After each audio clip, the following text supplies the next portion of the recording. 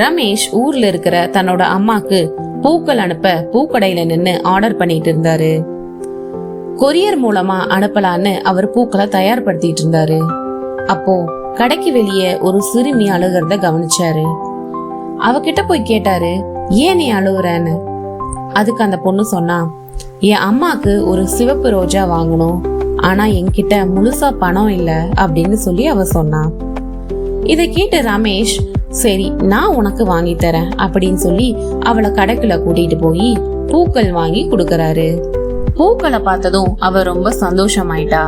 நானே உன்னை உங்க அம்மா கிட்ட கொண்டு போய் விடுறேன்னு சொல்லி ரமேஷ் அவளை கார்ல கூட்டிட்டு போனாரு. அவ ஒரு கல்லறை கிட்ட காரை நிறுத்த சொன்னா. அங்க அவ இறங்கி தன்னுடைய அம்மாவுடைய கல்லறைக்கு ரோஜாக்களை வச்சா. இத பார்த்த ரமேஷ்க்கு மனசு ரொம்பவும் கஷ்டமாயிருச்சு.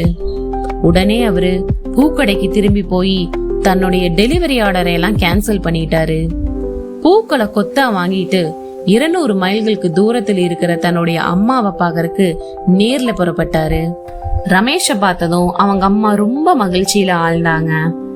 இது போன்ற சம்பவங்கள் நமக்கு நினைவூட்டுவது என்னன்னா, உயிரோடு இருக்கும் போதே நம்மள நேசிக்கிறவங்கள நேர்ல போய் சந்திச்சு நம்மளுடைய அன்பையும் வெளிப்படுத்தணுங்க.